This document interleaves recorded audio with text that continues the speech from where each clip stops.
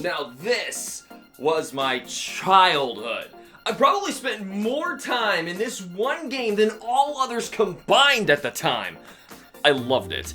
And since I never really owned an N64, I could only watch in awe as my friends or relatives all got to play the unbelievable crossover game that I couldn't join them with. But after a lot of convincing, my family got a Nintendo GameCube, which was their next console afterward, and I had just been dreaming of playing a Smash Brothers of my own.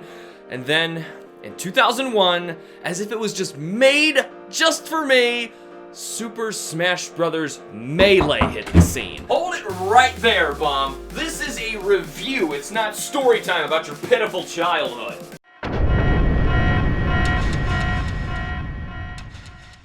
The people want to know what makes Melee such a critical success even 20 years later. But a big part of that is understanding the magic of what Melee captured at the time. The internet was young and wasn't even close to having the dominating impact that it has now. It was a different time, alright.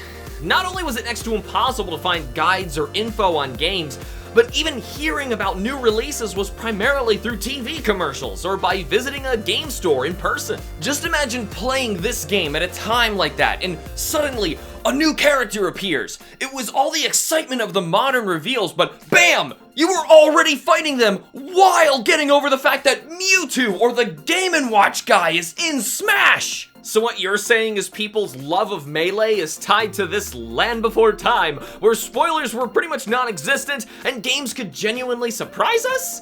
I can see that, but there is so much more to it! Oh, I don't doubt it. The competitive scene is alive and well, even after all this time. But for me, nothing will ever replace Melee's ability to shock, surprise, and delight Nintendo fans for decades. Hold on, we're getting ahead of ourselves. First impressions.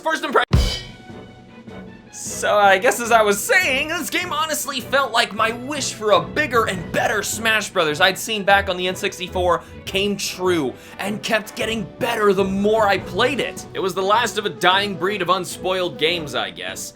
I can't even imagine Smash pulling this off today, what with all the leakers and hackers cracking and uploading it all on day one. I remember the same feeling wishing for a cool new Mario Kart like they all got to play on the N64, but for all I had at the time, which was the Game Boy Advance. And BAM! There was Mario Kart Super Circuit! Or a game starring Yoshi, my favorite Mario character. And BAM! Yoshi's Island was there! It really felt like there was a certain magic to wishing for games back then. You should have wished for better friends, a fair chance at a career you loved, and a family that cared enough to support and care for their autistic son instead of berating, insulting, and abusing him for not being like everybody else!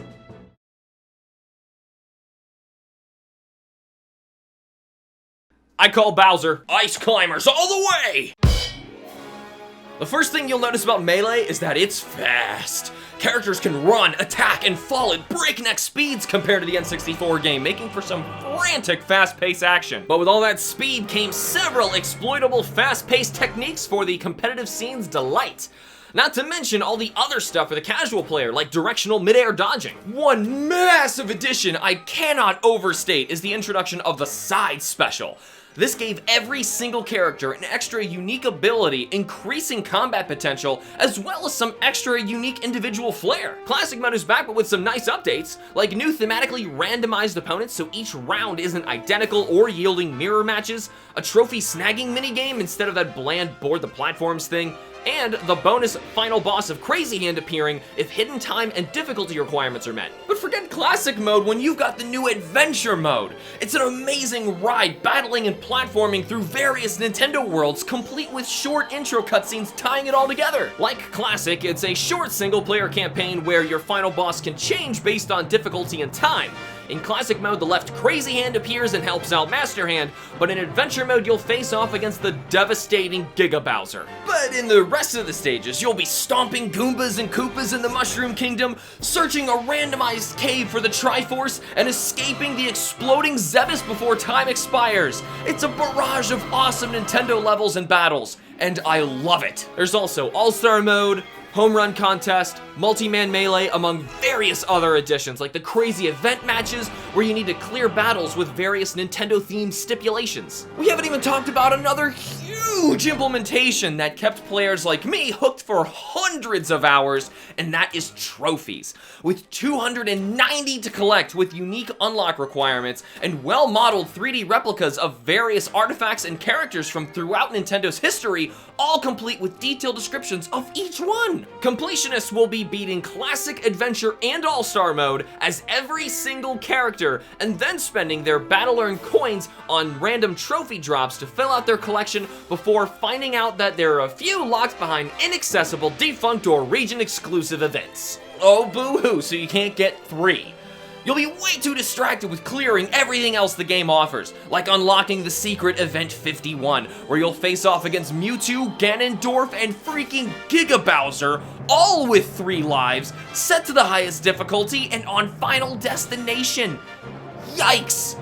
Talk about a devastating final battle. As far as intense Smash challenges are concerned, at least I was able to beat this one, with several characters too. I mean, it's a ludicrous final battle, so of course I'm gonna keep slamming my head against a wall until I beat it. The Ice Climbers don't mess around. Neither does Bowser, Fox, Samus, Roy, Peach, Jigglypuff. Okay, we get it. This game is absolutely gorgeous. It's definitely one of the best looking GameCube games ever made. Yeah, the models, textures, animations, UI, and overall presentation all look stunning at 60 frames per second. Comparing it to the N64 game is like comparing a mountaintop sunrise to used toilet paper. What? Anyway, how about all those newcomers they added to the roster? Here's how I feel about all of them. The first clone who felt entirely pointless. If we were getting another Mario, it should have been Paper Mario, but obviously that's not a feasible cloning option. He's still pretty lame. Dude, yes! Fighting as villains is fun enough, but getting to mix it up in Smash makes playing as Nintendo's biggest bad all the more incredible. Create some hilarious matchups where the famously helpless princess gets to lay down some famous Mushroom Kingdom beatdowns. And upskirts. Don't forget the upskirts. I remember unlocking him and screaming at the TV, how is anybody supposed to straight up defeat Ganondorf? Probably the best clone considering he's such a creative redesign of the original Captain Falcon moveset on top of being an amazing popular character choice. Pretty darn random. But so was Fox, I guess. The cover of the game had me confused as to why I could play as the flowers from Yoshi's Island. Then I soon fell in love with the forgotten NES nobodies. Peach can't fight without Zelda creatively utilizing the magic she teaches Link in Ocarina, plus transforming into Sheik as a down special. Run faster, jump higher, shooting arrows covered in fire. Another great idea for a clone, plus my preferred Link to fight with. Literally hurts himself with his own electricity. Personally, would have preferred Raichu, but Johto was new at the time, so I give it a pass. Holy crap, are you joking?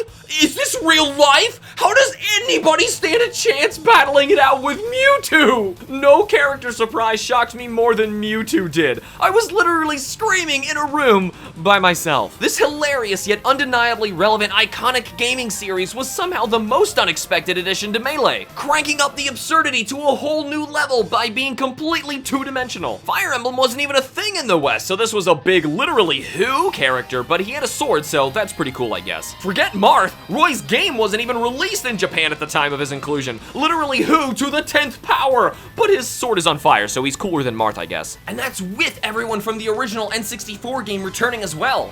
Obviously, with Ultimate's tagline, everyone is here, this is super important. Kinda sucks that so many characters were basically clones of existing characters, but it's important to note that the based character select screen only shows 5 question mark tiles.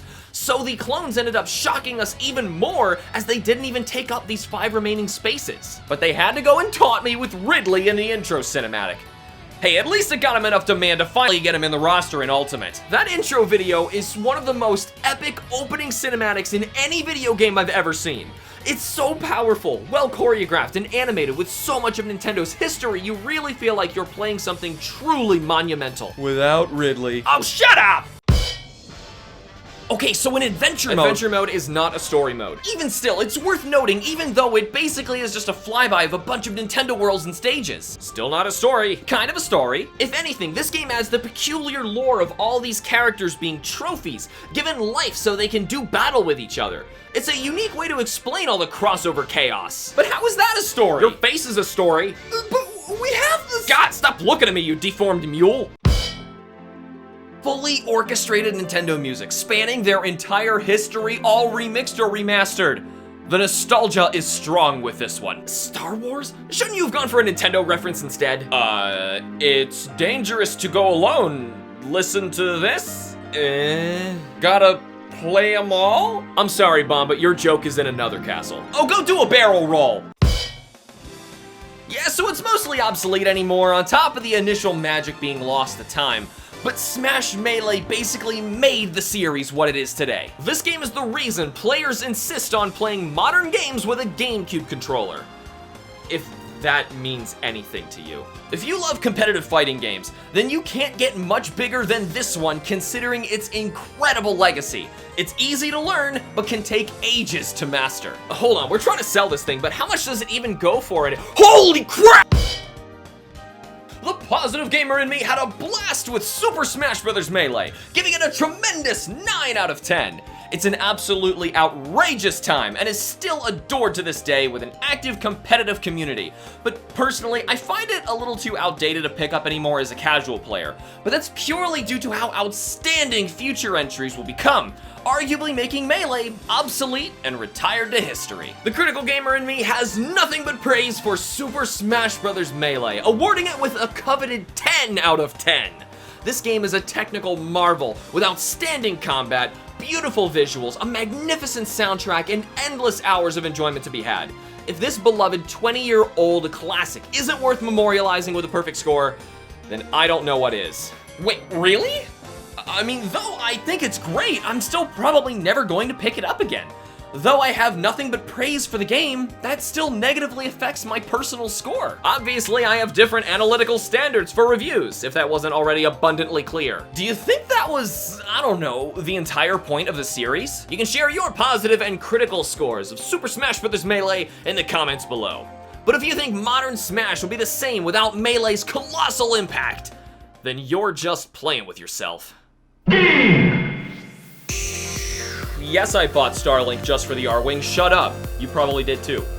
Do you have an idea for a new episode of Playing With Myself? Join the discussion over on Discord using the new Patreon perks to nominate and vote for future episodes. Patreon members get first picks, so check the links out in the description for some more information. And as always, thank you to our amazing Patreon members, Atomic Thomas, Cameron, Arrow, Kai, Ben, Rowan, Erica, Squad Fam, Sid, and Denny. Thank you guys so much for watching. Remember to like the videos and subscribe for more. And I will see you guys in the next video.